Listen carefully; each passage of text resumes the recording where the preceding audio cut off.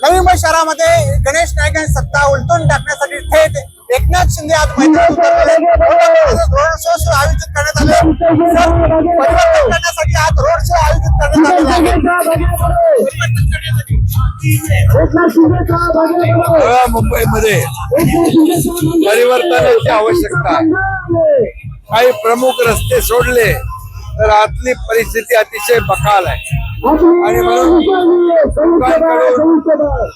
जी मागणी होते की आम्हाला मूलभूत सोयी सुविधा पाहिजे, चांगले रस्ते पाहिजे, चांगले फुटपाथ पाहिजे, चांगली गार्डन पाहिजे, आमच्या झोपडपट्टीमध्ये हक्काची घरं पाहिजे आणि ते देण्याचं काम या ठिकाणी शिवसेना करेल।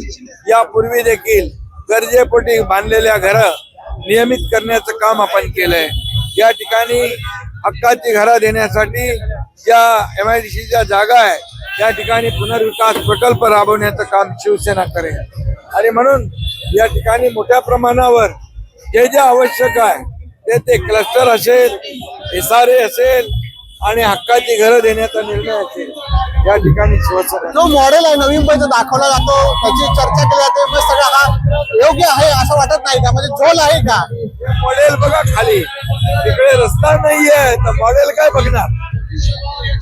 चालायला रस्ता नाही, लोकांना चालायला फुटपाथ नाही, अशा परिस्थितीमध्ये ते मॉडेल आता मला वाटतं या गाव खेड्यात आपण आलोय काय आणि म्हणून हे बदलणं गरजेचं आहे। लोकांचं जीवनमान बदलायचं असेल तर परिवर्तन आवश्यक आहे। सर, एकीकडे भाजपामध्ये नाराजी नाट्य आहे, अनेक वर्ष गणेश नाईकांची सत्ता राहिलेली आहे, या सगळ्या नाराजीचा फटका तुम्हाला फायदेशीर ठरेल का?